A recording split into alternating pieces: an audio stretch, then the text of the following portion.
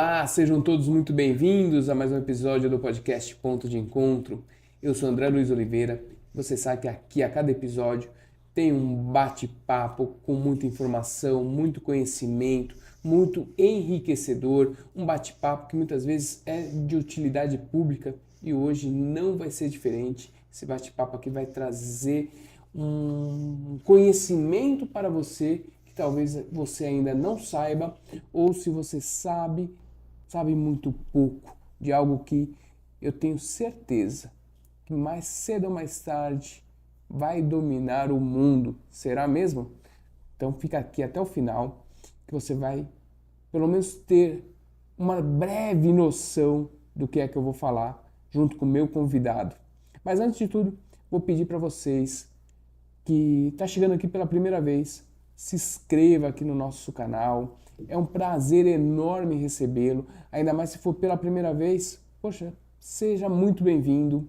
Se inscreva no canal, ative o sininho para toda vez que tiver um vídeo novo, você ser notificado, você receber uma notificação daqui do YouTube, para que você possa acompanhar não só esse podcast, não só esse episódio, mas os outros episódios que nós já gravamos e os outros que nós iremos gravar, que é sempre um prazer estar trazendo conteúdo, informação para você. Além daqui do YouTube, nosso podcast, nosso ponto de encontro, está lá na Croma Mais TV, www.tvcroma.com.br, lá na programação da TV Croma.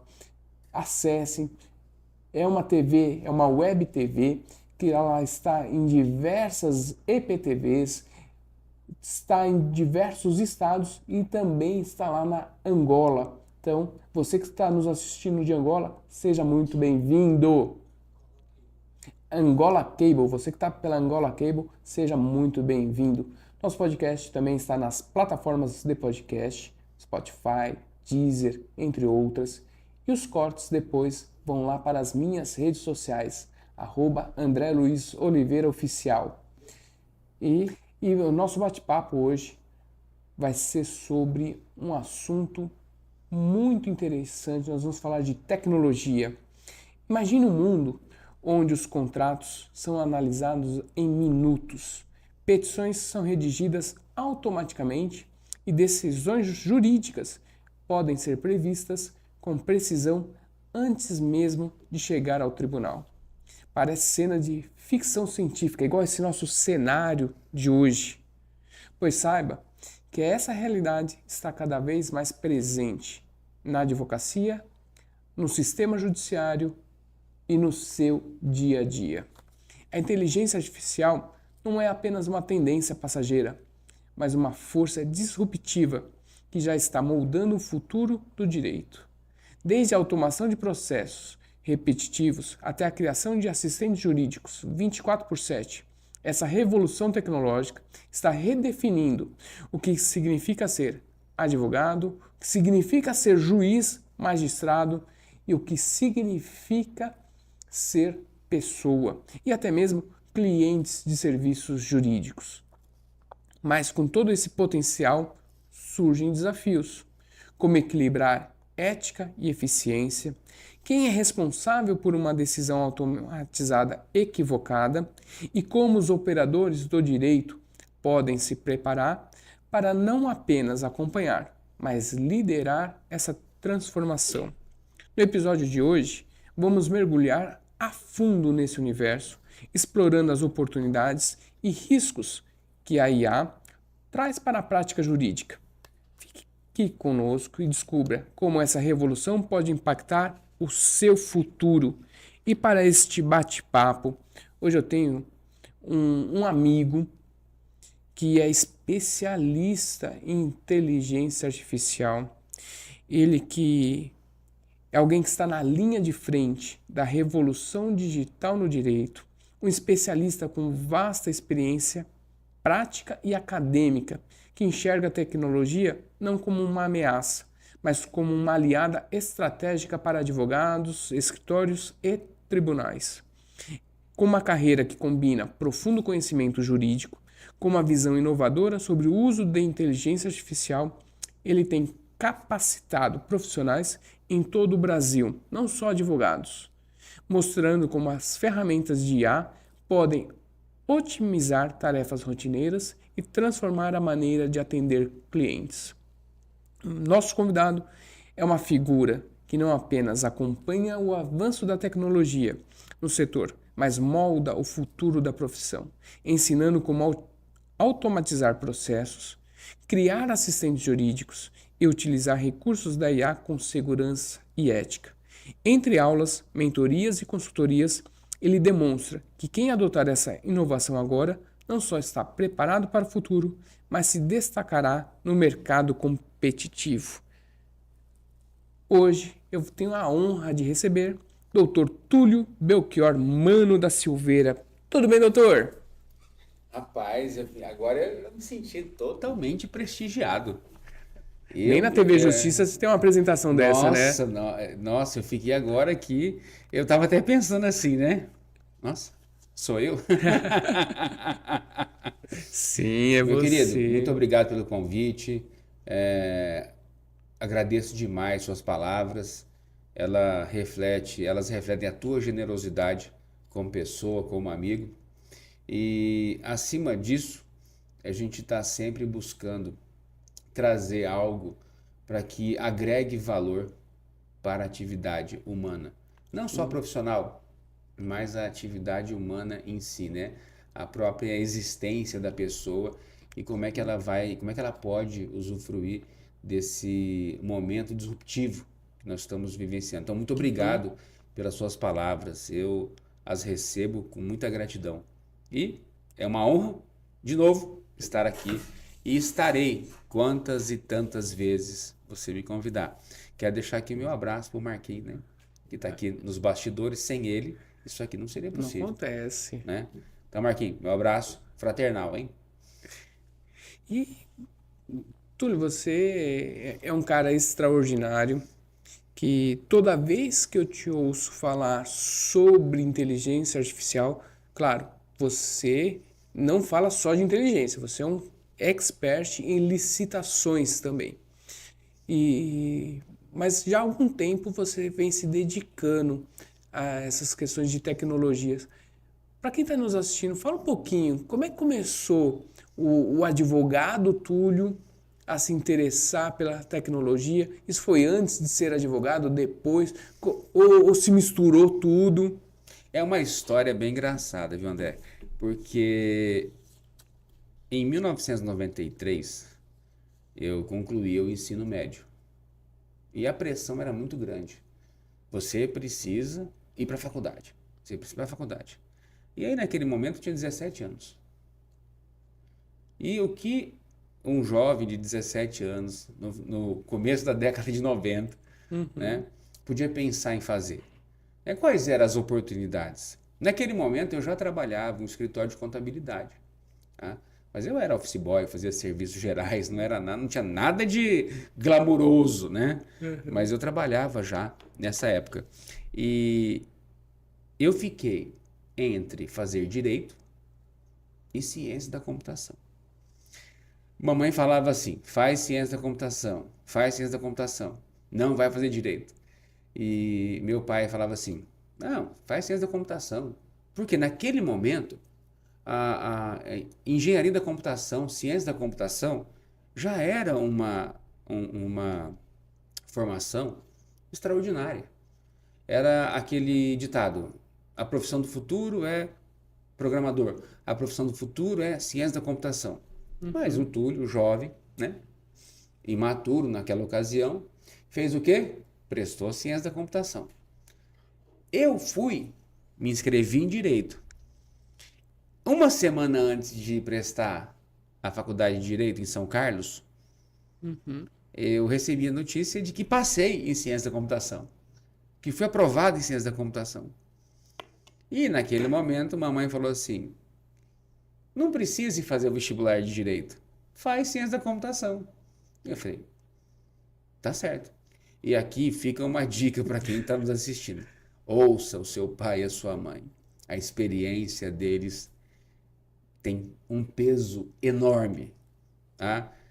Eu sei que o jovem é impetuoso, eu sei que o jovem quer desbravar o mundo, eu sei que o jovem quer levar tudo no peito, sabe tudo, né? Sim. Porque eu estava. Aqui eu estou narrando a minha realidade naquele momento. Tudo bem, não fui fazer a faculdade de Direito. Prestei, passei em Ciência da Computação e fui estudar Ciência da Computação. Na ocasião, eu morei numa república em que só tinham estudantes de Direito. Tudo bem. Eu lá estudando Administração 1, Física 1, Matemática 1, Estatística 1, primeiro semestre. E nada de lidar com programação. Eu era doido para chegar à aula de lógica de programação para a gente entender o funcionamento dos processadores, né, do software, do hardware. Passou o primeiro semestre. E eu confesso que eu fiquei meio frustrado no primeiro semestre. Segundo semestre, cálculo 1, matemática 2, estatística 2, administração 2. Falei, gente, cadê as matérias? Quando é que eu vou colocar Né? a mão no teclado? Quando é que eu vou colocar a mão no teclado?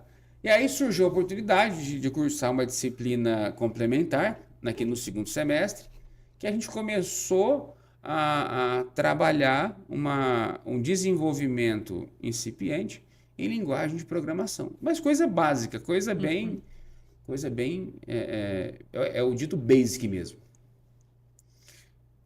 Mas aquilo ali, confesso que me incomodava. E, gente, eu preciso, né? Terceiro semestre, estatística 2, matemática 3. Aí foi quando começamos a estudar lógica de programação. Só que, de um certo modo, eu percebi o seguinte: como eu morava numa república que só tinha estudante de direito, eu acho que eu fui um pouco influenciado por isso. E comecei a ler os livros que a turma estava lendo. O caso dos exploradores de caverna, Vigiar e Punir, toda aquela introdução ao estudo de direito, filosofia 1. Eu comecei ali bisbilhotar os colegas e perguntar, né, sobre o curso de direito. E naquele momento parece que virou uma chavezinha. Eu falei assim, não, eu não sei se ciência da computação é a minha praia. Quero fazer direito. Pensa na confusão que deu. Imagina. Eu cheguei em casa e falei, meu pai, eu não vou fazer mais ciência da computação. No terceiro, Eu quero fazer terceiro direito. por 4 semestres. Eu quero fazer direito. Não, filho. Faz ciência da computação de dia e direito à noite. Não precisa largar. O pai paga. Meu pai sempre esteve à disposição, gratidão total a ele. Ele nunca me faltou nada. Aliás, eu sempre tive tudo que precisei, sabe? Faz, minha mãe. Não larga não. Termina a ciência da computação, depois você começa direito. Mas eu volto a dizer, como o jovem é dono de si, da verdade, e naquele ímpeto eu falei, não volto mais para fazer ciência da computação, acabou.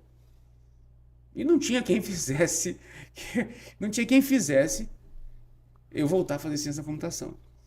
Mas quando você é predestinado, eu acredito em propósito, não adianta você correr, uma hora ela te encontra de novo. Sim. Então isso fica um recado aqui, não adianta correr. Se você está, essa é uma visão cristã que tem, se você está predestinado, se você tem um propósito nessa vida, não adianta você querer correr. E eu entendi um tempo depois, por quê? Porque aí eu passei em Direito, cursei Direito em Rio Preto, depois fui transferido para Araçatuba e concluí o curso de Direito lá. Prestei a prova da OAB, passei e fui advogar. E fui advogar na área de licitações. Na área de licitações, eu comecei a entender o seguinte, que eu precisava trazer uma inteligência de negócio para o meu negócio. E como é que eu traria uma inteligência de negócio para o meu negócio? Através do quê? Da tecnologia. Então, o que aconteceu com o Túlio? Foi resgatado. Pronto, você disse tudo. Foi resgatado e redirecionado a voltar a estudar tecnologia. Nesse meio tempo, advogando, dando aula sobre licitações, a gente criou um projeto para poder já lá... Mas, ó, estou falando de 2008, 2009, tá? Uhum. Eu criei um projeto para que a gente pudesse automatizar a criação de peças jurídicas de licitações. Automatizar impugnação de edital, automatizar pedido de esclarecimento, automatizar recurso contra razões e também levar isso para o judicial. Isso 2008, 2008, 2009, né? enquanto inteligência artificial 23, mas que ganhou aquele boom. Exato, você vai vendo. Por quê? Porque quando a gente fala em aprendizado de máquina, a gente não pode só entender e pensar que isso é uma coisa de 2022, 2023. A gente precisa compreender todo o cenário. Nós estamos falando de um estudo da ciência da computação que vem já desde os idos de 1950. Sim. Então, por óbvio que a gente precisa estabelecer uma régua temporal para entender que em 2008 a gente não tinha a capacidade computacional que você tem hoje. A gente não tinha as condições algorítmicas ou da própria possibilidade desse aprendizado de máquina, porque aprendizado de máquina já existia, mas não como nós a conhecemos a partir de 2020. Em 2008, eu comecei a escrever esse projeto e colocar em beta. Mas a gente usava formulário do Word, a gente usava um sisteminha de redação de conteúdo, era muito incipiente. Autocorreção do Word. Autocorreção do Word. Naquela época a gente tinha muita dificuldade porque até o próprio gravador de texto não estava tão disponível, gravador de voz para texto. Então, meio que deu uma segurada e ele foi de forma incipiente. Um tempo depois, eu me juntei a um colega que disse o seguinte: Túlio, nós precisamos voltar a estudar profundamente o aprendizado de máquina, porque está se avizinhando a possibilidade da inteligência artificial ser popularizada. Porque até então, André, quando a gente falava de aprendizado de máquina, quando a gente falava em disponibilidade de software ou qualquer outro tipo de serviço web ou instalado no seu computador, a gente não tinha a proporção, não sabia da proporção que ia tomar a coisa. Porque só era afeto quem sabia programar, quem sabia desenvolver. Não era... É aquela história, não era popular e não era democratizado. Sim. Coisa que aconteceu exatamente nos idos de 2022 deste século, sim, essa democratização. Então, em 2018, então vamos lá, de 2008 para 2018, eu comecei a desenvolver, a tentar colocar em ação esse projeto, mas a gente não tinha disponibilidade computacional e de programação para rodar automaticamente. Tá. A gente não tinha os algoritmos desenvolvidos para que a coisa pudesse rodar automaticamente. Então não tinha hardware e não tinha software. E também isso era afeto só às grandes empresas, porque o que tinha era muito caro. Sim. Então, por exemplo, assim... Porque ele requer uma capacidade de processamento muito grande, né? De memória. Exato. Nós estamos falando da criação de robôs. Sim. E é um robozinho mesmo. É aquele que vai pesquisar, vai devolver, vai apresentar informação e vai fazer de forma automática. Só que isso não era disponível até então. Sim. Um comparativo que eu costumo usar muito e que outras pessoas usam com relação a essa diferença tecnológica é quando a gente queria baixar uma música da internet. Nossa! Quanto tempo demorava para baixar a música e hoje no Spotify você praticamente automático. É automático. Você tem a tua playlist lá, você coloca. Sim. E vai rodar. E na ocasião, de 2018, 2019, um amigo meu me chamou e falou assim: Túlio, tem uma empresa aí que está liberando uma documentação. A documentação é todo o aparato informacional de como é que vai funcionar aquele ecossistema computacional, aquela forma de algoritmização, a estrutura do funcionamento. Aí ele falou assim, tá, mas isso aí afeta apenas os desenvolvedores. Eu estou entrando num grupo e queria saber se você quer conhecer a documentação para a gente visualizar uma possibilidade de acesso e se realmente for disponibilizada para o público em geral, como era a promessa, aí sim a gente poderia colocar em prática vários projetos, não só Uhum. esse. Pronto, começamos a estudar e conhecendo o modelo GPT-1, GPT-2, né? O GPT-3, aí foi disponibilizado para todo mundo. Em dezembro de 22, novembro de 22, aí sim você tem a democratização da inteligência artificial nessa nova roupagem como um grande modelo de linguagem natural. Uhum. Ou seja, a partir disso, não apenas os desenvolvedores, mas qualquer pessoa pôde pensar em acessar e de uma forma muito mais barata. Porque antes, você pensa o seguinte, só tinha capacidade desse tipo de processamento pouquíssimas empresas e órgão público. Porque os caras têm orçamento. Sim. Mas um escritório pequeno, uma empresinha pequena não tinha essa facilidade de acessar. Mas em 22, aí a coisa começa a mudar. Então, se a gente pensa em marcos temporais, eu ouso dizer, tudo bem que depois os haters aí vão me encher o saco, mas eu ouso dizer o seguinte, que depois da descoberta do fogo, a democratização da inteligência artificial para qualquer pessoa é um momento disruptivo da humanidade. Sim. É lógico que você encontra aí na internet vários comentários de pessoas dizendo, não, mas isso aí não é inteligência artificial, de inteligente isso não tem nada. É porque são pessoas que querem manter o seu micropoder e não compartilhar informação. Se tem uma coisa que eu faço com alegria, é compartilhar informação. Eu recebo vários ataques na internet, mensagem do pessoal falando assim, não, você não pode ficar falando isso, você não pode disponibilizar essa informação, as pessoas não podem saber disso. Quem disse? Quem é o redator da verdade que eu não posso Uhum. compartilhar e ensinar um advogado, por exemplo, a produzir mais, melhor e ainda ganhar dinheiro com isso? Sim.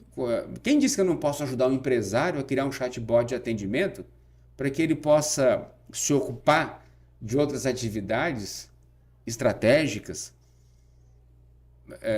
para o teu âmbito empresarial? Então tem muita gente que quando fica naquele micropoder acha que detém informação e que não pode passar a informação. Só que eu não vejo isso dessa maneira e particularmente resgatando a informação, né? Por que que o Túlio voltou? Por que que o Túlio foi resgatado?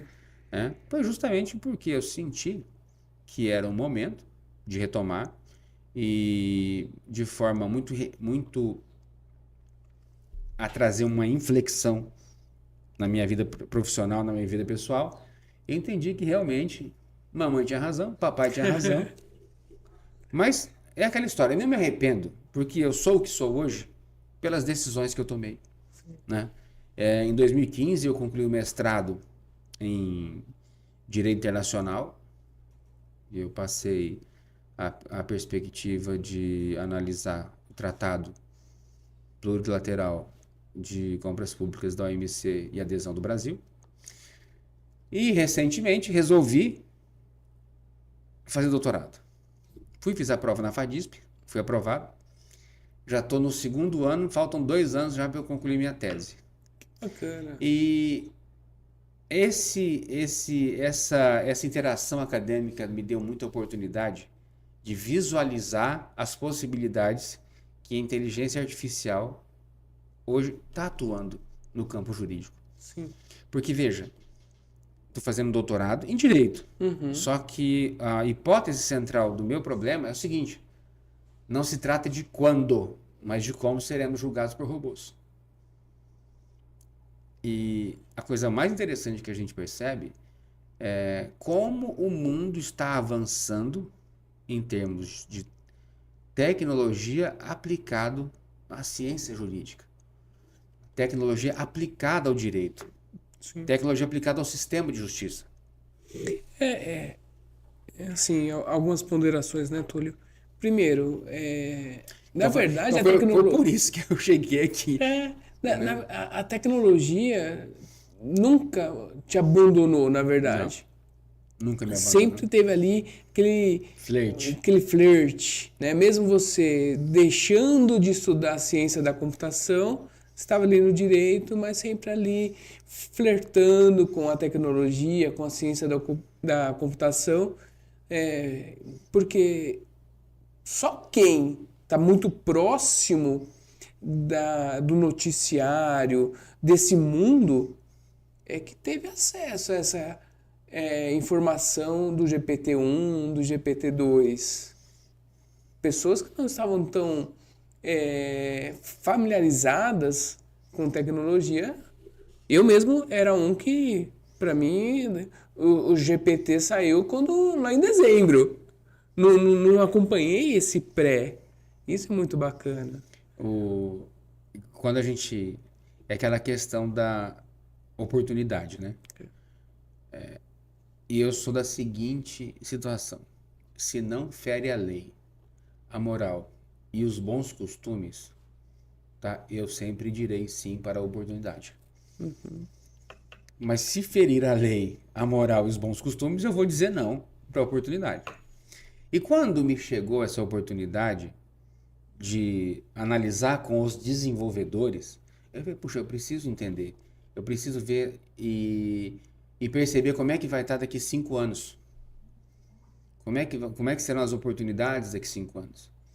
Então, quando a gente pega e começa, aí sai do campo das equações matemáticas, sai do campo da lógica em si da programação e tenta atrelar a uma condição que vai impactar diretamente na vida das pessoas, como é o caso, por exemplo, da utilização da inteligência artificial generativa pelo sistema de justiça, pelo judiciário, eu percebo o seguinte: como é que eu posso colaborar com a minha parcela de conhecimento e trazer para os meus pares advogados oportunidade, por exemplo, de peticionar mais, peticionar melhor. E aqui, o melhor não significa que ele não peticione bem, mas ele vai aproveitar essa aliada poderosa que hoje nós temos, que é a inteligência artificial, para que as atividades dele sejam impulsionadas e catapultadas. Em que aspecto? Recentemente fizeram um estudo que muitos advogados estavam aproveitando o sábado para cumprir prazo. Estavam utilizando o domingo para concluir trabalhos. Veja, isso não é vida. Então, se eu tenho uma aliada poderosa para me ajudar na perspectiva de que eu não vou ter que trabalhar mais sábado e domingo, eu terei tempo para minha família, para praticar esporte, realizar uma atividade física. Então, esse é o barato, da gente poder trazer qualidade de vida para as pessoas. E a inteligência artificial hoje, ela dá essa possibilidade. Porque se você gasta, não é o gastar, né? Se você utiliza 3, 4 horas para criar vamos lá, A petição uma inicial, alegação final. Vamos lá, uma alegação final que você tem que pegar. Você tem que pegar a petição, você tem que pegar a contestação, você tem que pegar a réplica, você tem que pegar os depoimentos da audiência, você tem que pegar a documentação. Então, imagina fazer isso aqui na mão. Você levaria 3, 4, 5 horas para fazer. E hoje, com a inteligência artificial, usando um passo a passo adequado, em 1 hora você faz tudo isso e deixa uma alegação final pronta. Pô, não vai ter que trabalhar no sábado, não vai ter que trabalhar no domingo. Sim. Então, quando eu tive essa oportunidade de trazer, e o doutorado está sendo uma experiência muito interessante para mim. Muito. Você falou na abertura do programa, na abertura do episódio, como é que as decisões serão tomadas, como é que o sistema judicial vai se comportar. E se a gente pega e estuda as práticas que já foram adotadas em outros países, a gente percebe duas coisas. Nós, primeiro, precisamos entender efetivamente como preservar os direitos fundamentais, os direitos Certo. individuais, né, para manter a paz social, já que a lei é o acordo moral razoável. E o outro ponto é como é que eu, hoje, tenho a capacidade de analisar toda essa questão voltada a uma inteligência artificial generativa que vai apoiar a sua utilização para uma prestação jurisdicional mais eficiente. Porque, veja, tem tribunal que há notícia de tribunal levando 3 meses para o despacho da petição inicial. Sim. Então, se você automatizar com uma IA generativa esse primeiro passo, pô, você já tem uma entrega para o jurisdicionado entender que a turma está trabalhando. Sim. E além de entender, ter a sensação de que as coisas estão andando. Não necessariamente que ele foi lá e conseguiu o direito dele, mas ele tem a sensação de que ele está conseguindo. É porque uma coisa que o brasileiro reclama muito é que o Brasil não tem leis que são aplicadas, né? Então, vira e mexe, há leis novas sendo criadas. Enquanto que, na verdade, né, Túlio, pelo menos a visão jurídica que eu tenho é que existe até muitas leis, há até em alguns momentos, em algumas áreas, um excesso de leis. O que não há é uma aplicabilidade, uma resposta do Estado mais rápida, mais célere, por N motivos. Falta de funcionário, excesso de processos e tudo mais. E vem muito de encontro a isso que você está falando, porque a partir do momento que você consegue automatizar algumas etapas, você consegue dar à sociedade, ao cidadão, uma resposta mais rápida. Imagina você o seguinte, que a demanda cresce em progressão geométrica e a tua disponibilidade em progressão aritmética. Elas nunca vão se encontrar. Não. E elas não se encontrando, há um sério risco de não haver uma prestação jurisdicional adequada. Sim. E quando eu digo prestação jurisdicional adequada, é realmente a população ser atendida. O sujeito, é o senhor lá com mais de 80 anos, ter realmente a prioridade no julgamento. Sim. Por exemplo, medidas protetivas, conforme a Lei Maria da Penha, serem realmente expedidas dentro dos parâmetros. E tem um detalhe muito interessante que a nossa atividade profissional, penso eu, sempre foi avessa às tecnologias. Porque ela parte daquele conceito clássico, né, daquele glamour de que, não, aqui, o advogado... Não, o advogado tem que desenvolver essa nova habilidade que é conhecer tecnologia. Ele não precisa saber programar, até porque não se trata disso. Não. Até porque hoje a inteligência artificial está pronta. Por exemplo, nós desenvolvemos um projeto, a DVTech Pro.ai, que, contrário chat GPT, que você precisa começar a fazer pergunta, a nossa não. Ela já faz a pergunta para você e basta você informar o que você precisa para ela gerar o documento. Então, veja, não se trata em saber programar. Hoje é saber fazer pergunta. Só que com a nossa, por exemplo, nem pergunta você precisa fazer. É só responder as perguntas que ela vai te fazer. Então, como é que hoje eu, Túlio, atuo? Hoje minha operação é 100% digital. Uso inteligência artificial onde posso. Onde não posso, eu estou encontrando um mecanismo para poder utilizar. Porque eu vejo, André, que existem 2 grupos de advogados. Os que vão aproveitar e os que vão ficar de fora. Sim.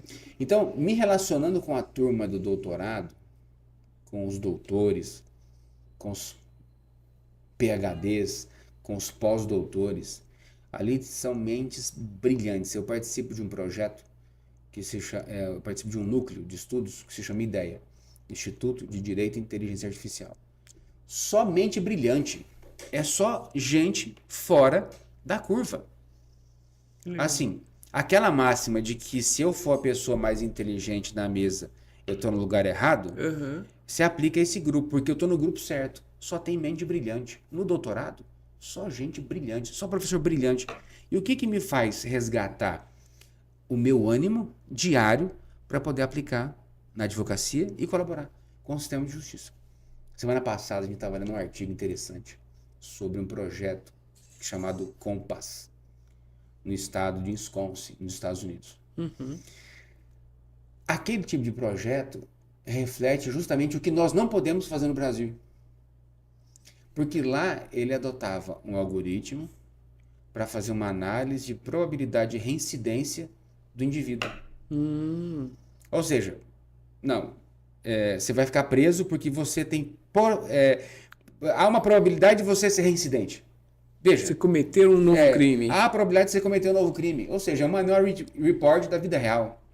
Isso nós não podemos admitir aqui. Não.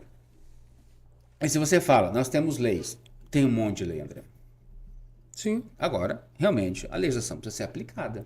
E é interessante, Túlio, você falar essa questão desse grupo, do doutorado, porque assim, o direito ele é muito romantizado, né? Muitas vezes eu vejo os colegas, principalmente aqueles colegas mais antigos, né, dizendo que ele é um artista equivalente a um escritor, a confecção da peça, né? Poeta. Um poeta das leis e tudo mais. Então, por conta disso, ele acaba se tornando um avesso à tecnologia, porque ele vai deixar de ser aquele poeta na visão dele. Na visão dele. Né? Na visão dele. Na medida dele, né? E assim, é até um certo preconceito que nós temos, porque o doutorado são pessoas com uma certa idade, mais velhos, que nos levaria a crer que são pessoas que têm essa ideia mais romântica do direito. E pelo que você está dizendo, não. Não. É um pessoal que é favorável à tecnologia. Então, por exemplo, nesse grupo, nesse Instituto IDEA, Instituto de Direito e Inteligência Artificial, ali só pessoas de visão. É aquela história, visão além do alcance. Por exemplo, meus professores no doutorado, mentes brilhantes e avançadíssimas. Quando você começa a conversar com uma pessoa assim, você fala, meu Deus, eu preciso estudar muito. Meu Deus, onde estão os livros que eu não li ainda? Por quê? Porque você se um tema que enche você já conhece desde lá atrás. desde lá atrás. E é aquela história. E eu não sou da época da máquina de escrever para peticionar, tá? Quero deixar bem claro aqui. Eu já peguei o computador. Sim. Tudo bem que eu precisava carregar o computador com um disco de 5 1/4, um disquetão de DOS, aquela tela de fósforo verde, né? Sim. Tudo bem que eu comecei ali. E o Word não tinha mouse, era tab, né? Era uma coisa bem precária. Mas comecei ali. Só que imagina o seguinte. Máquina de escrever... Mas volta um pouco, né? Lançamento das petições à mão, em letra cursiva, em letra artística, né? Sim.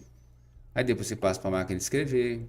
A máquina de escrever com a folha de carbono, porque você não tinha tanta disponibilidade da reprografia. Não vou falar a marca, porque não está patrocinando o podcast, né?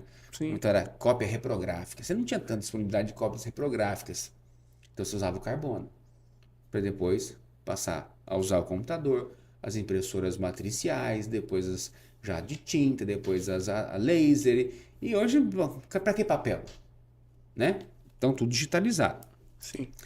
Tudo automatizado, digitalizado, tudo muito acessível a você.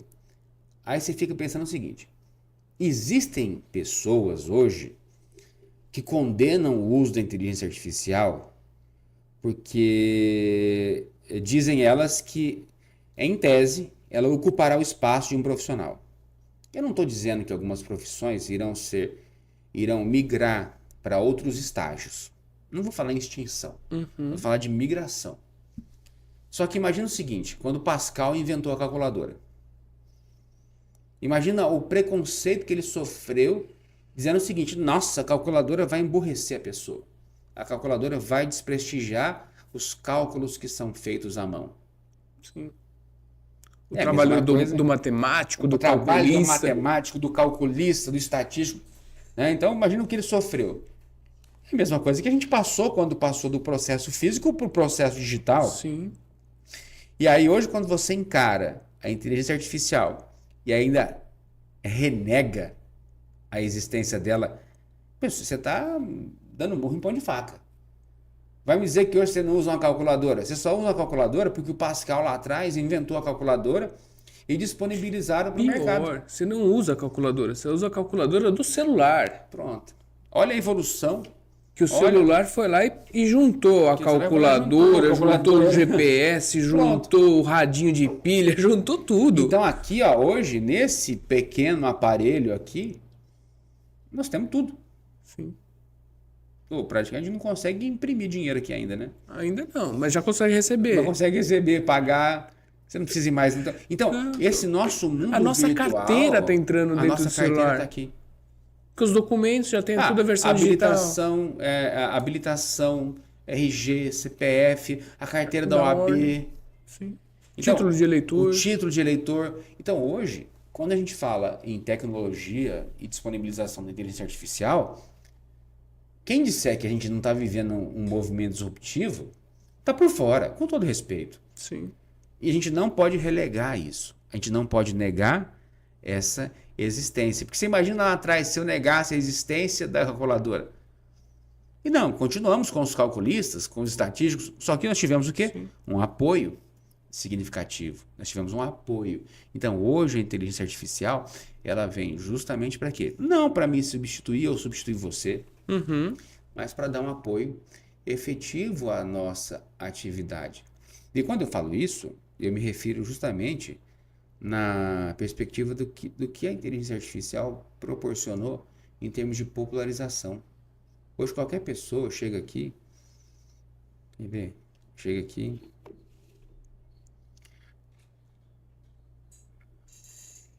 olá,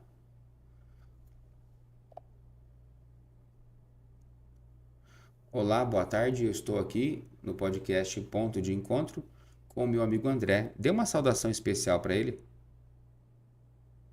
Oi, André, tudo bem? Que prazer estar aqui com você no Ponto de Encontro.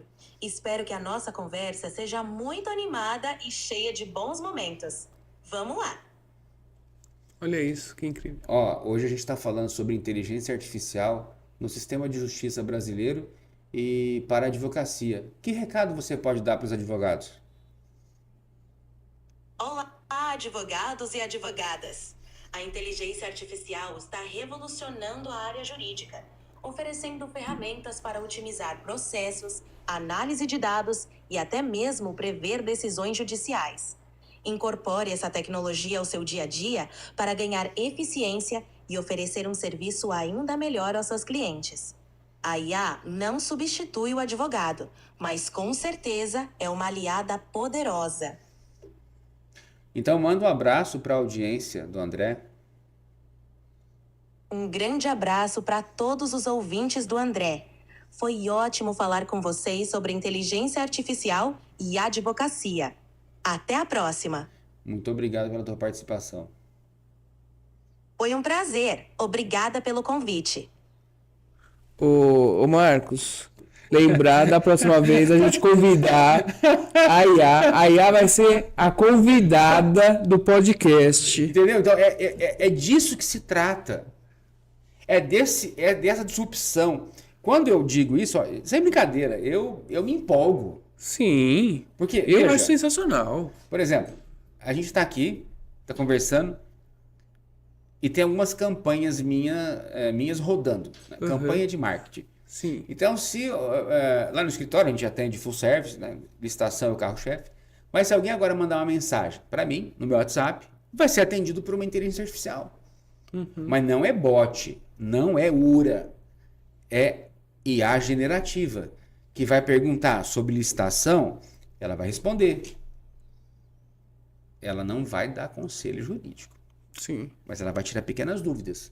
E a jornada do cliente é o quê? Para que ele marque uma agenda comigo. Sim. E ela o faz. Ela leva o cliente para essa jornada para marcar um atendimento comigo. Então, eu estou aqui, o pessoal pode estar mandando mensagem, tem gente controlando no escritório, óbvio, Lógico. mas aquele primeiro atendimento está sendo feito por inteligência artificial. E o advogado que não está aproveitando isso hoje, André, eu sinto muito, vai ficar de fora. Sim. E é coisa básica. Ou seja, o advogado que não entendeu isso ainda, eu sinto muito. Por quê? Porque tem uma enxurrada de informações.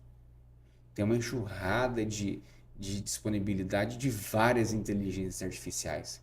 Agora, o que ele precisa entender é o seguinte: como é que eu vou aplicar isso na minha advocacia? Muitos advogados me perguntam: como é que você aplica isso, Túlio? Pois eu aplico em toda a área. Isso que eu ia perguntar para você. Principalmente esse ano de 2024, acho que foi o grande boom da inteligência artificial, com várias ferramentas lançando e tudo mais. E você já vem acompanhando isso há um bom tempo. Quais as principais transformações que você tem visto de inteligência artificial para o segmento jurídico? Veja, o processo de transformação com o uso da IA generativa, ele é praticamente diário, tá? Só que se a gente puder, então, setar em 4 grandes áreas, e aí vou chamar de área, eu vou trazer para a advocacia, tá?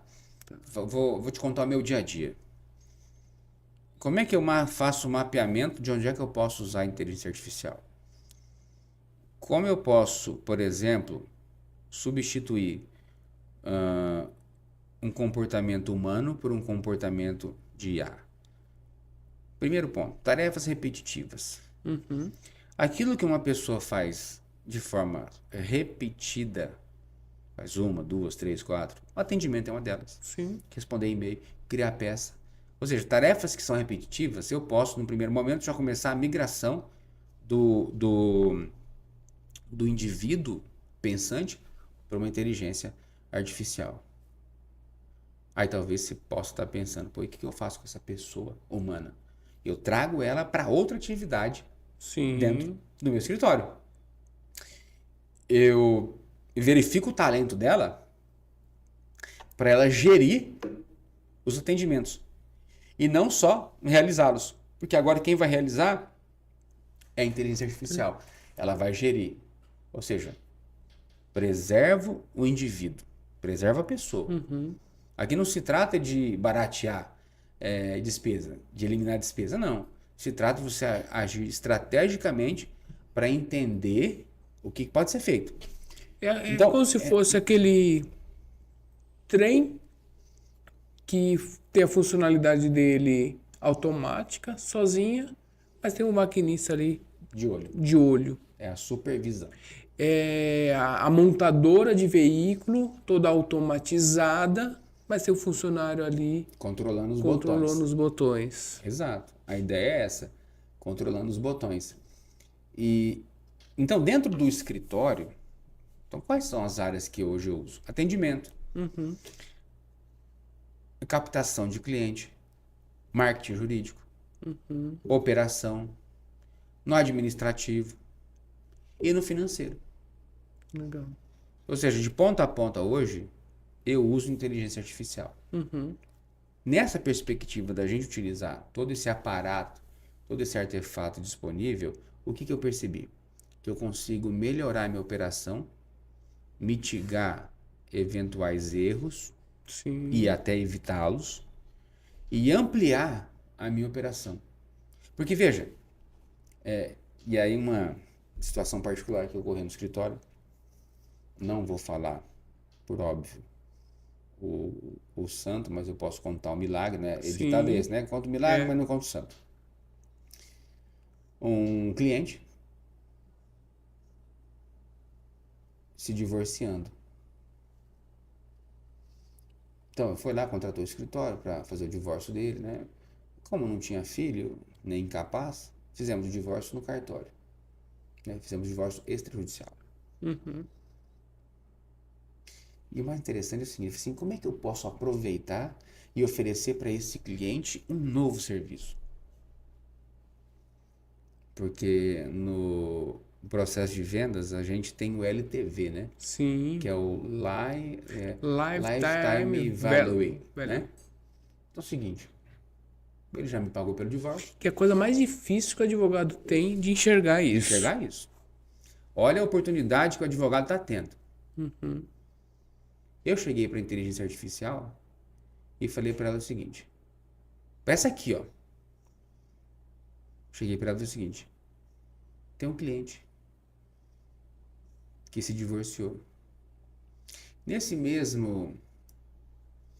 mesma área, teria algum outro serviço que eu poderia oferecer para ele? Ao que ela me respondeu, sim, existem várias possibilidades. Você pode oferecer o serviço A, B, C, D, mas não me falou naquela área específica do divórcio. Eu falei assim, não, mas eu queria aproveitar o momento e oferecer uma oportunidade sob o aspecto de que nós somos um escritório de advocacia especializado em família, divórcio, guarda, temos esse serviço lá, temos a especialização disso. E eu também gostaria de oferecer mais alguma coisa para ele nesse sentido. Ela falou assim, olha, existe a possibilidade... A resposta foi assim, eu falei assim, me faça 5 perguntas sobre um possível serviço que eu gostaria de oferecer. Eu provoquei ela a me perguntar. Sim. Porque o grande barato não é eu simplesmente chegar e perguntar. A gente precisa dialogar, por isso que se chama um modelo de linguagem natural. Não é na programação, é no diálogo, é no campo semântico, gramatical, fonético. Ela me fez as perguntas, né? Olha, aqui são 5 tópicos que você precisa responder para um possível... Olha, eu gostaria de fornecer um serviço na área do direito de família. Ele se divorciou recentemente. Ele tem 50 anos de idade. É uma pessoa atlética. É uma pessoa alegre. É um empresário. Aí ela me respondeu assim, você já chegou a pensar que ele poderia desejar se casar novamente? Eu falei assim, oxe, peraí. É uma possibilidade. Em várias culturas, o segundo casamento não é permitido, não sei o que, no campo religioso. Sim. Eu falei, já entendi. Liguei para ele e falei assim, ó, se você quiser, inclusive, eu posso te oferecer um serviço da gente anular o teu casamento no religioso.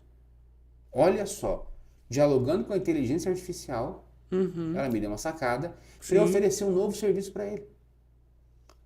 Túlio, eu nunca pensei em casar de novo, até separei agora. Aí não fiquei sabendo se ele estava namorando ou não. Mas certamente, se ele arrumar uma nova namorada, uma namorada mais nova, que deseja se casar no religioso, tem a opção de anular. Por exemplo, se for na denominação católica. E tudo isso em razão de quê? De um diálogo com a inteligência artificial. Então, saber fazer perguntas, saber dialogar. Aí você pode tá pensando o seguinte, pô, mas você não teve essa ideia sozinho? Não tive. Não tem. Não tem.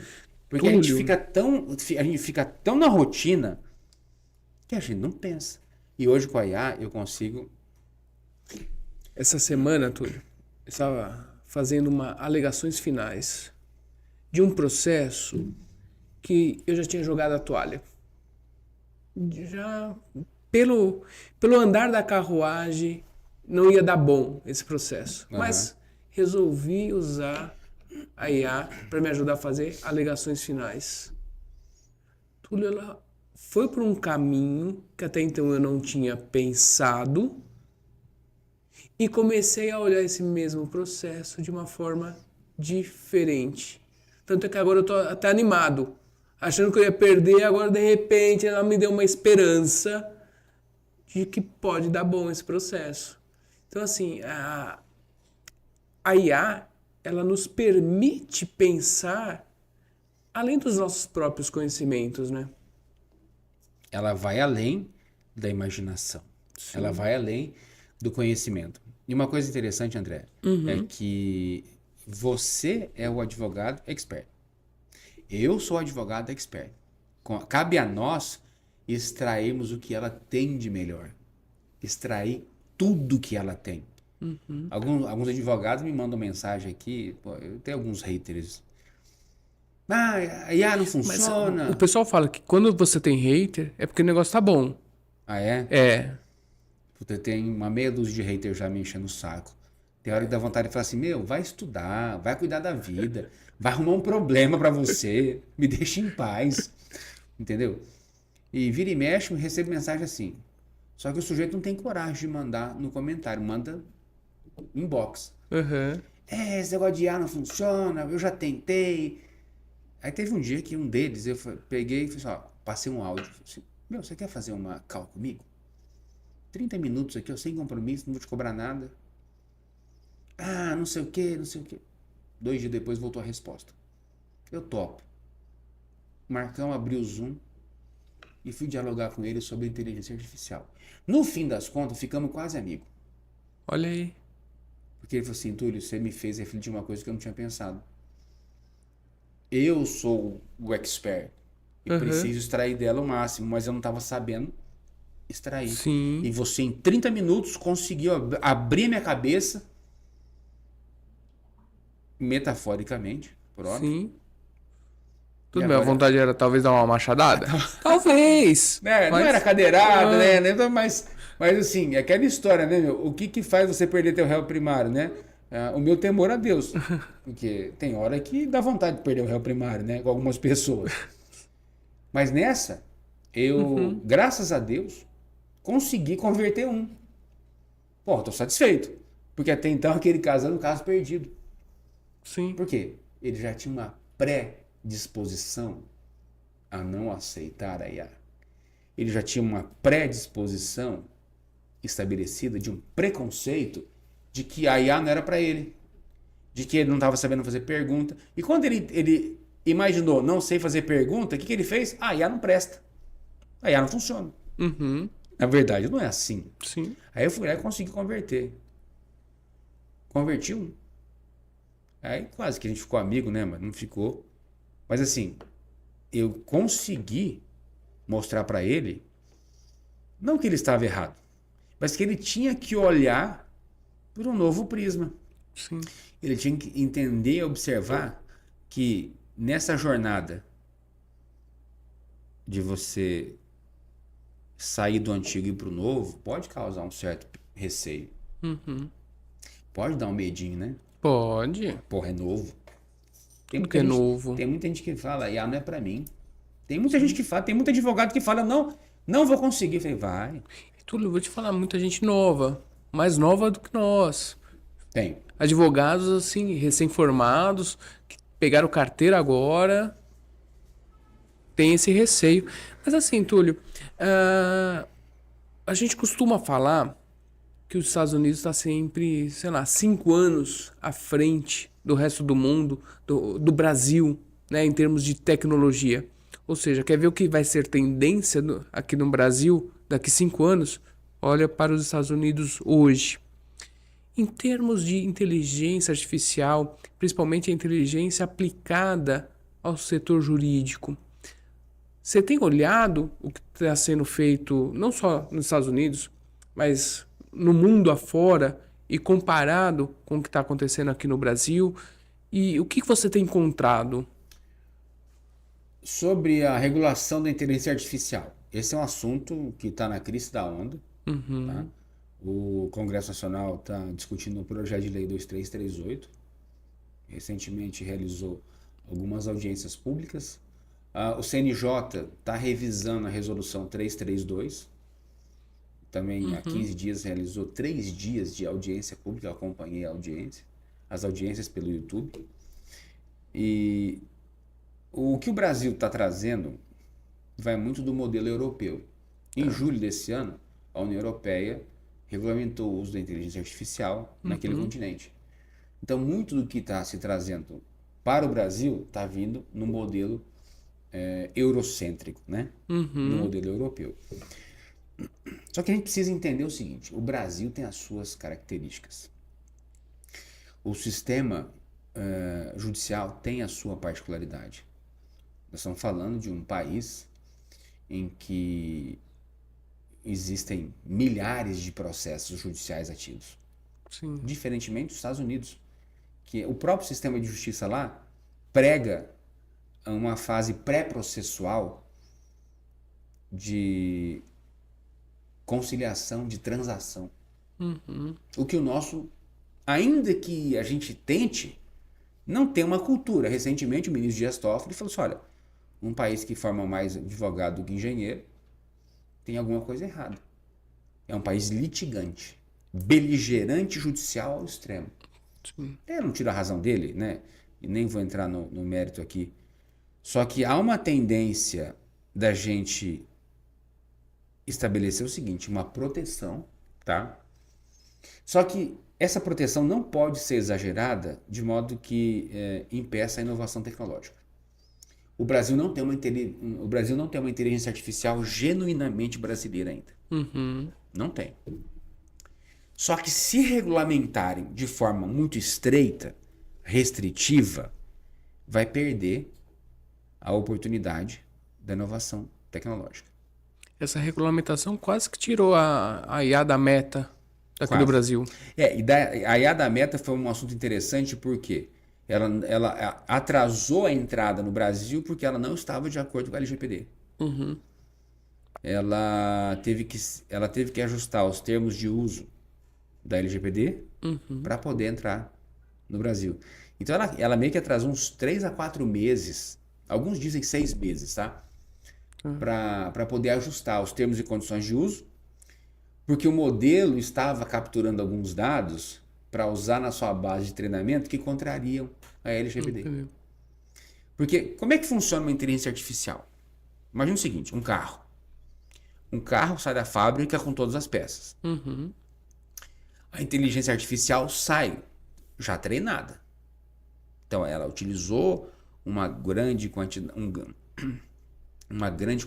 de dados para treinar o seu modelo e ela já sai com conhecimento suficiente para poder ser utilizada pelo mundo exterior. Assim como a inteligência artificial, e aí trazendo o exemplo do carro, se você quiser colocar algum acessório, você vai, compra e coloca o acessório. A inteligência artificial, ela já sai pronta, mas ela continua em constante treinamento dentro da sua caixa algorítmica. Então, por exemplo, eu saí pronta, só que agora quando eu for criar um anúncio, eu vou utilizar qual é a cor da pele. Opa, não posso, porque isso é um dado sensível. Então esse dado sensível não pode ser colocado em tratamento do modelo. Entendi. E ela estava buscando os ditos dados sensíveis para treinar o modelo dela. Ela já saiu pronta, só que toda vez que você ia acessar, ela tinha uma declaração. Você concorda com as informações para que eu, IA, utilize os seus dados para aprimorar o meu treinamento? Então foi por isso que a Meta teve esse atraso para ingressar no Brasil. E todas as vezes, por exemplo, que a gente acessa um site, lá embaixo você tem lá, né? Você concorda com a política de cookies. Aceitar ou rejeitar. Ali pronto, você já teve seus dados capturados. Os algoritmos dos sistemas de busca, as inteligências artificiais já acopladas, já estão ali sendo treinadas com o quê? Com os seus gostos, costumes. Com aquilo que você está procurando naquele momento. Aquilo que você está procurando naquele momento. Eu não sei se a nossa audiência aqui vai concordar comigo, mas várias vezes eu pensei em um determinado produto e aí até então tudo bem, porque ela não adivinha ainda. Aí eu falei com a Elaine, minha esposa, falei, amor, tô querendo comprar, não vou falar a marca, tá? Vou falar, mas se eu falar a marca, o pessoal vai saber. E eles não estão patrocinando o podcast, né? Então, não vamos dar audiência para quem não está patrocinando. De repente fica o convite, né? Fica o convite, né? Então, eu ia comprar uma Air Fryer. Certo. Porque a nossa tem 12 anos de idade já. Já tá velhinha, tá quase morrendo. Mas eu falei Air Fryer. Não deu 2 minutos, começou a aparecer na minha timeline do Instagram vários modelos de air fryer. Sim. Agora, o que é isso? É bruxaria? Não, é tecnologia. Sim. Ou seja, a gente em todo momento está ladeado de quê? De pessoas imagináveis que estão aqui dentro trabalhando o acesso às nossas informações. O grande irmão. O grande irmão, o Big Brother. Sim. Então a gente precisa, é assim.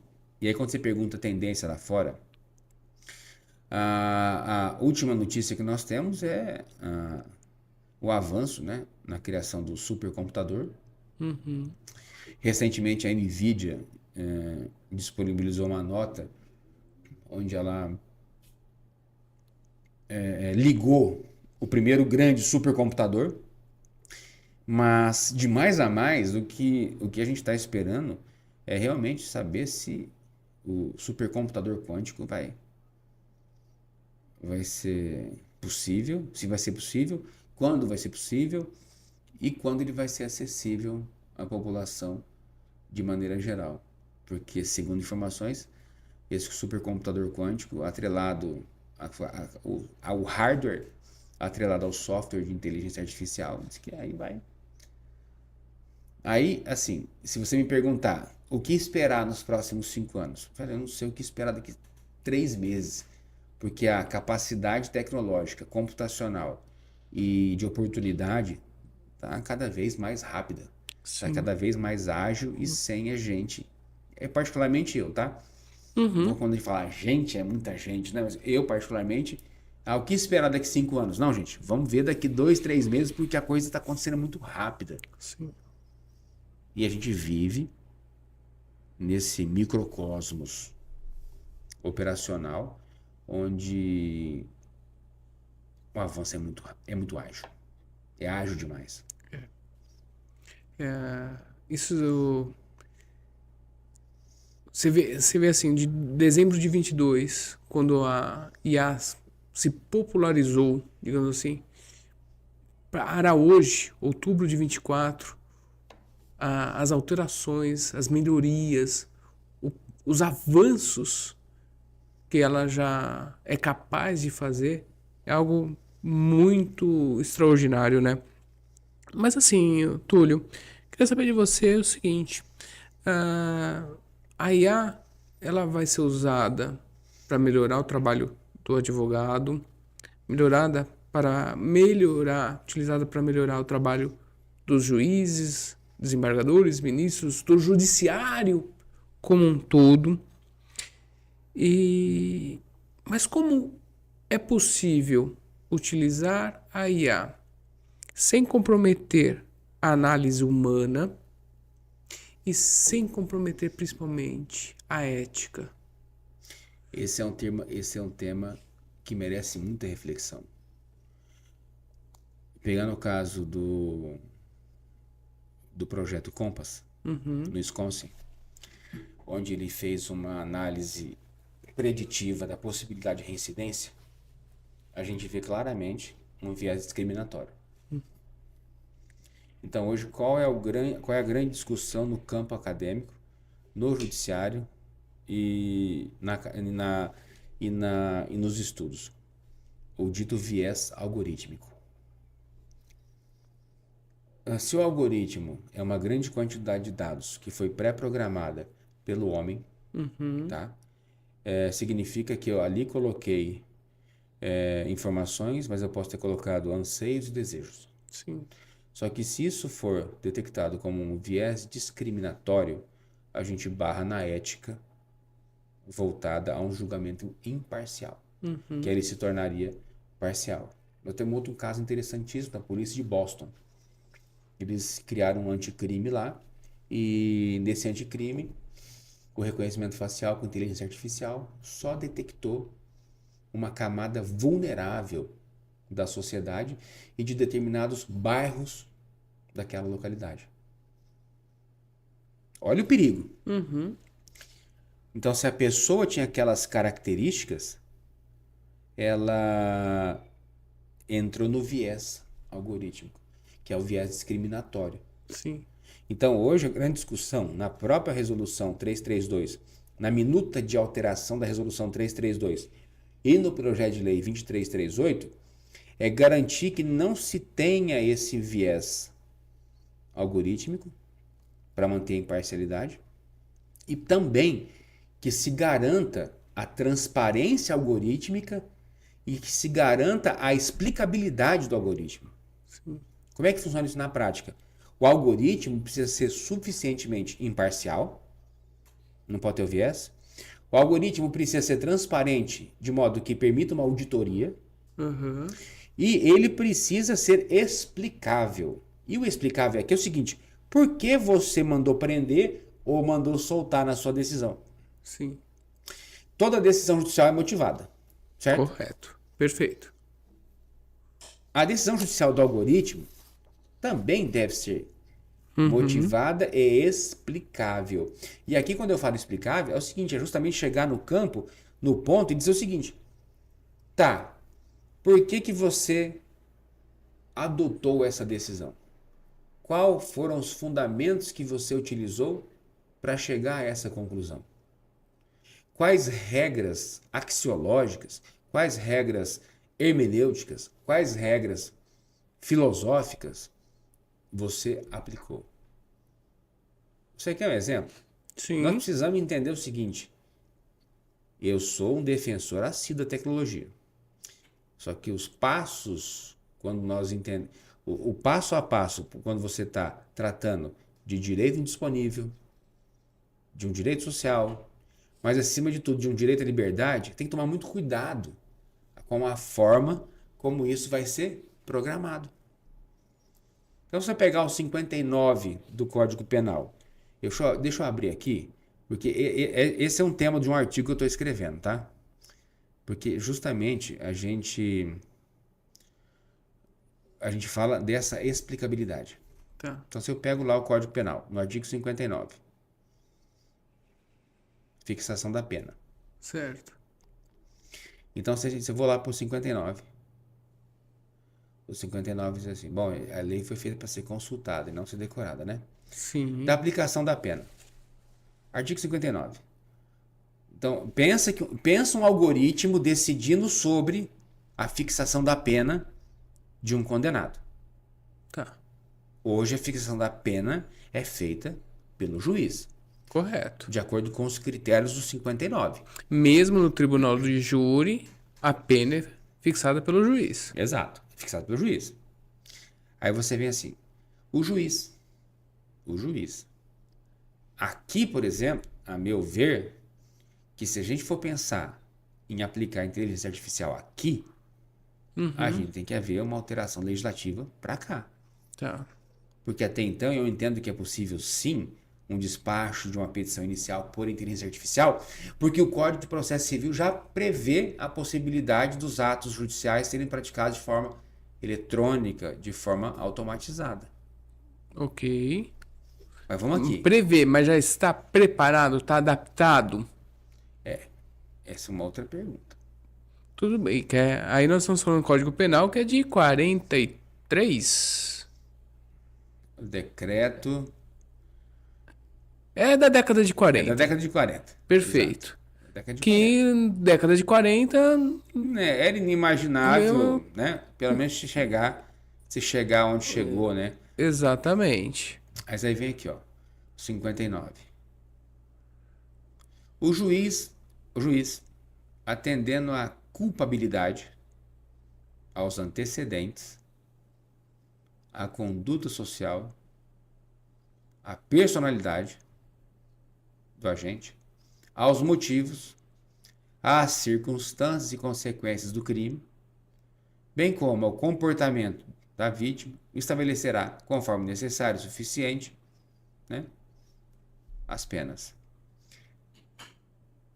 Aí, o 60. Na fixação da pena, o juiz, na pena de multa, o juiz deve atender principalmente a situação econômica do réu. Aí o 61 fala das circunstâncias agravantes. O 62 do concurso de pessoas. E o 63 da reincidência. Certo. Então, só isso aqui, a gente vai precisar desenvolver um algoritmo que seja suficientemente capaz de ser imparcial no momento em que vai aplicar a fixação da pena. Uhum. Da mesma forma, se eu chegar para você e disser aqui agora, quais são os requisitos da petição inicial? Está no 319 do CPC, você sabe disso. Ok, o que o juiz precisa aplicar para ali automaticamente dar um despacho inicial da petição inicial? Bom, atende os requisitos da petição inicial? Sim, não. Tem pedido de justiça gratuita? Tem. Tem comprovante de hipossuficiência? Tem. Opa, check. Fez a menção do artigo 334 do CPC sobre a não adoção da audiência de concessão? Check. Tem pedido de tutela de urgência do 300? Tem. Ah, mas atende os requisitos da probabilidade do direito e do fumus boniuris? Sim, não. Uhum. Mas como é que o algoritmo hoje vai explicar por que ele concedeu ou não concedeu a tutela de urgência? Sim. Então é isso que a gente tem que se preparar. É isso que a gente tem que estudar e colocar numa perspectiva prática e que seja eficiente, justamente para que as injustiças algorítmicas não sejam cometidas. E acaba sendo, né, Túlio, uma análise muito objetiva e ao mesmo tempo muito fria. Me fez lembrar de um episódio daquela série Suits. Adoro. É muito Já legal. assisti umas 3 vezes a temporada completa. Eu acho que eu assisti também umas 3 vezes. E um dos episódios, a assistente, ela precisa fazer um processo de demissão de estagiários. E ela usa critérios objetivos, né? Que ela fez até uma espécie de computação ali, um Isso, sisteminha, colocou todo mundo para ser aprovado, para ser avaliado por meio daquele sistema que ela criou, com regras objetivas. Porém, nessa avaliação, uma pessoa que realmente não atendia aos critérios objetivos, mas que atendia a outros critérios subjetivos, que tornavam aquela pessoa diferente dos demais. E então, assim, o que eu estou querendo trazer para você é justamente isso. A inteligência artificial, ela vai olhar a questão objetiva. É uma análise fria. Ela não tem condições, ela não tem a capacidade de olhar critérios subjetivos. Ou tem? Esse é o grande desafio. Como é que a gente consegue? Como é que nós vamos conseguir fazer com que o algoritmo, aspas, não fique em cima do muro? Sim. Porque se hoje você pedir uma opinião para o ChatGPT, para o Gemini, para a Perplexity, para a Claude, ela vai te dar o ponto A, a visão A e a visão B. Quem vai decidir é você, porque você é o centro decisório. A meu ver, o que precisará ser feito? Que é uma coisa que eu tenho visto. Muita gente usando a inteligência artificial para aconselhamento. Aconselhamento.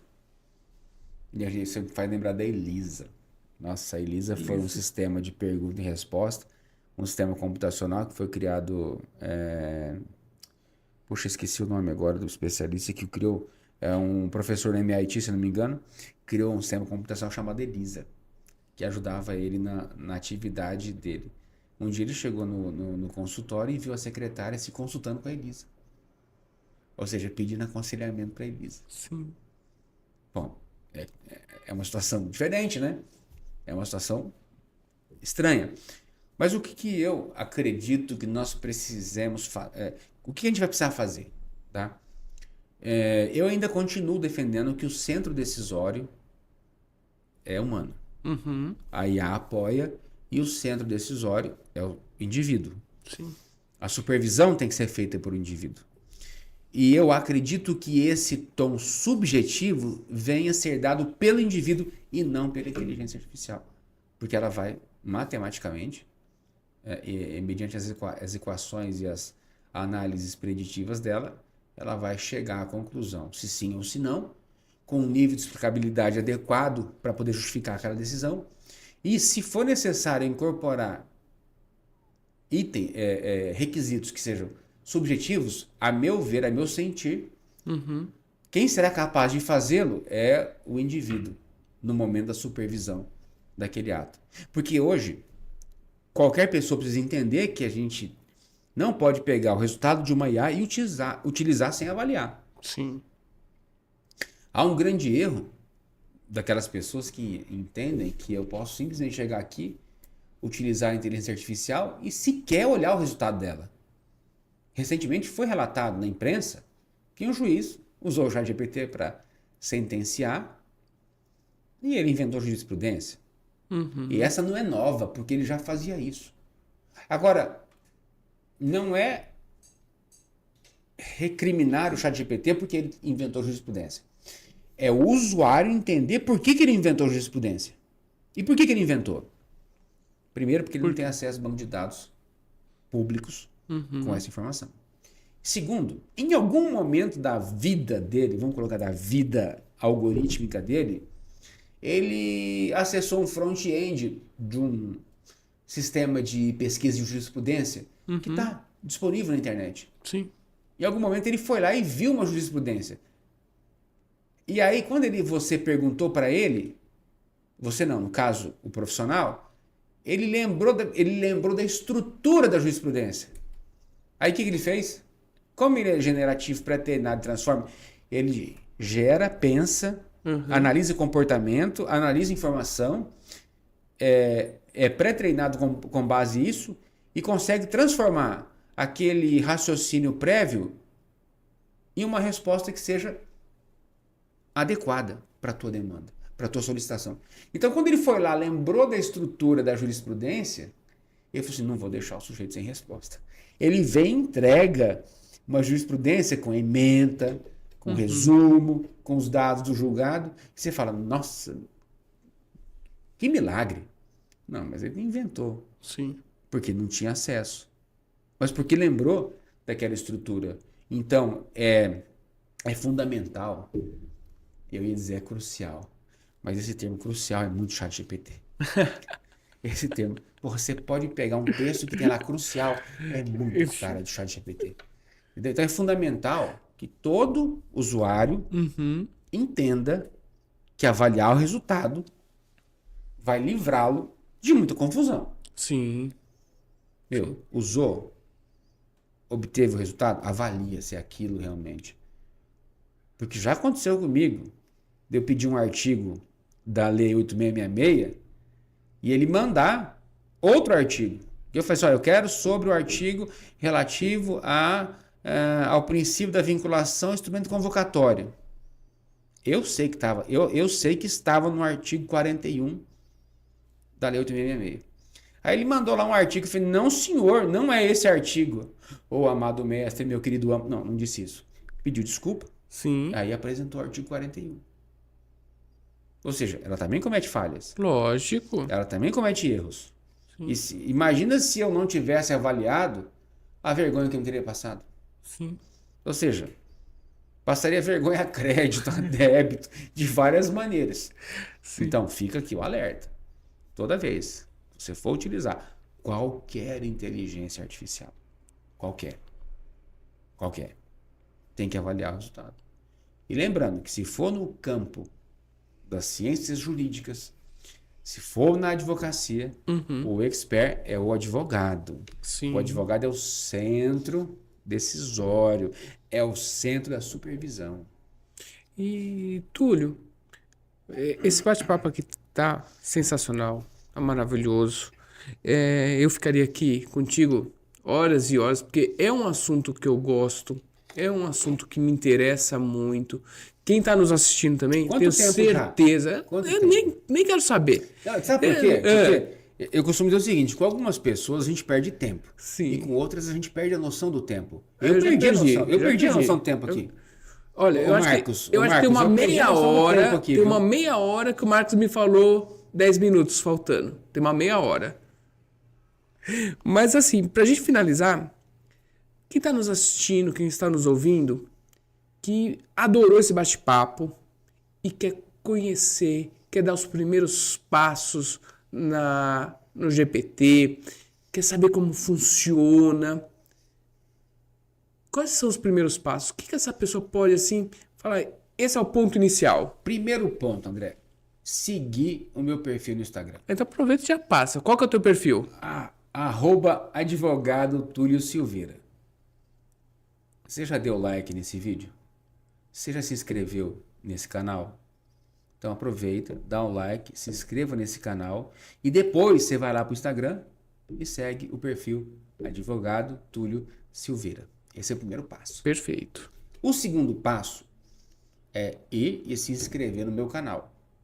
Advogado Túlio Silveira, canal do YouTube. No YouTube. Aí eu coloco vídeos diários explicando como é que você usa a inteligência artificial. E o terceiro e mais importante de todos eles é estar disposto a aprender uma nova habilidade.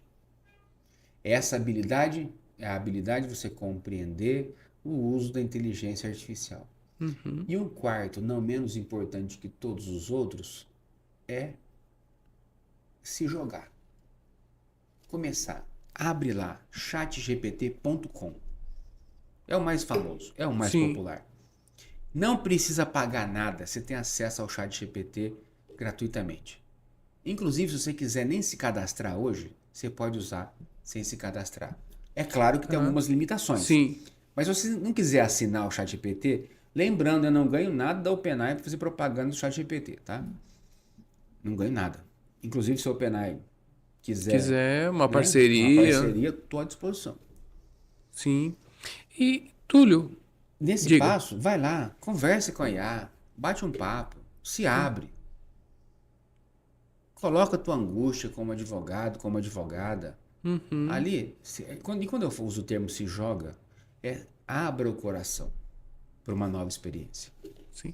E assim, os advogados que estão começando agora, conhecer um pouco de tecnologia, queria que você falasse um pouco mais, Túlio, da sua empresa de tecnologia, também falasse um pouco mais das consultorias, das mentorias, como é que funciona? Hoje, então, nós desenvolvemos, né? Hoje a gente tem três segmentos.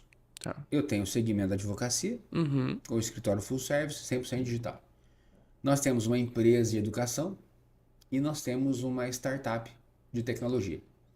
Na startup de tecnologia, nós desenvolvemos a DVTech Pro.ai, que é inteligência artificial exclusiva para advogados, advogadas e escritórios de advocacia.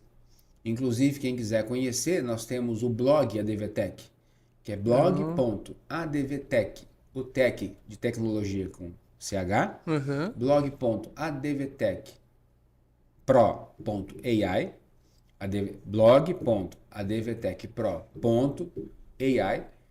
Quem quiser conhecer a nossa plataforma é ADVTech, Tech de tecnologia, CH, advtechpro.ai. Já tem acesso ali para conhecer a nossa plataforma. Essa tecnologia, essa inteligência artificial, nós concebemos justamente para que o advogado, a advogada, utilizasse os benefícios da inteligência artificial sem ter que mexer com o ChatGPT. Sem ter que mexer com qualquer outra inteligência artificial. Porque ela mesma já tem várias camadas de inteligência artificial para facilitar a vida do advogado. Sim. Na nossa empresa de educação, nós temos ali cursos e mentorias voltados à qualificação profissional do advogado, da advogada, do bacharel em direito, do estudante de direito, do empresário que queira compreender esse novo universo da inteligência artificial. E aí, quem quiser acessar essas informações, esses contatos, é só ir lá no Instagram, seguir o perfil advogado Túlio Silveira, @advogado Túlio Silveira, me mandar um direct ou me chamar no WhatsApp, que a gente faz uma análise para entender qual é o momento do advogado, qual é o momento da advogada, para que ele possa começar a consumir os conteúdos. E no meu canal do YouTube tem vários conteúdos ali gratuitos. Sensacional. Túlio, cara, um prazer inenarrável tê-lo aqui. Eu, por mim, ficaria pelo menos mais 1h30 nesse bate-papo. Vamos fazer melhor. A gente deixa esse gostinho de quero mais pro próximo. Então nós vamos fazer um desafio. Vamos. Adoro desafios. Você que está assistindo aqui agora, deixe nos comentários desse vídeo o que você gostaria de saber e se você gostaria que nós retomássemos esse papo, criássemos mais um episódio para falar um pouco mais sobre inteligência artificial na advocacia. Deixa nos comentários aqui deste vídeo se você quer que a gente volte com esse assunto. Vamos ver. Vamos. E se a gente bater 100 curtidas nesse vídeo, a gente volta mais rápido do que você possa imaginar. Perfeito. Você que está assistindo na programação da Chroma Mais TV, vai lá pro YouTube, depois que você finalizar aqui, acha esse vídeo e comenta que você quer mais, que você quer que seja tratado de um assunto específico sobre inteligência artificial, que você quer o Dr. Túlio Silveira aqui de volta, para a gente falar mais sobre inteligência artificial. Então você que está na programação da Chroma Mais TV, vai lá e aproveita, acha esse vídeo no YouTube e faça esse comentário.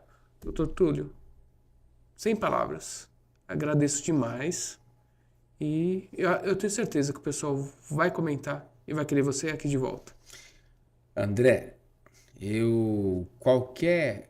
qualquer palavra de agradecimento aqui que eu pronunciasse nesse momento seria pouco diante da gratidão que eu tenho em tê-lo como amigo, como colega de advocacia e principalmente por ter me encontrado contigo nessa jornada. Muito obrigado aí pela oportunidade e estou à tua disposição. E de verdade, você é um grande cara. Gosto muito de você. Obrigado Você pela sabe que é oportunidade. recíproco, né? Esse carinho. Eu tava com saudade de você, meu amigo. Porque, Eu também tava. Pô, né, as circunstâncias assim faz a gente perder um pouquinho ali o oi, mas você continua morando no meu coração, sempre. igualmente você não paga aluguel. Bora lá. André, obrigado. Marcos, obrigado pelo apoio, viu? Você não tá vendo o Marcos, mas O Marcos ele tá tá aqui. Ele Sem faz acontecer. Sem ele, nada disso seria possível. Sim. E ele tá chorando com essa rasgação é? de seda nossa. Tá Eu emocionado. imagino. Ele é um cara emocionado. Ele é emotivo, eu imagino. E você que tá nos assistindo, também tá emocionado? O que vocês acharam desse bate-papo sobre inteligência artificial? Olha, eu tenho certeza que se você olhar agora na sua lista de contatos do WhatsApp, vai encontrar 10 pessoas que estão precisando saber mais sobre inteligência artificial. Eu tenho certeza disso. Então vai lá, clica no botão compartilhar, pega as 10 primeiras pessoas, encaminha o link desse vídeo para que elas possam ter conhecimento, ter este conhecimento sobre inteligência artificial, ter acesso a esse bate-papo, até porque você vai nos ajudar para que o YouTube entenda que esse vídeo é relevante e vai disparar automaticamente esse vídeo para outras pessoas, para conhecerem sobre inteligência artificial, para conhecerem o podcast Ponto de Encontro.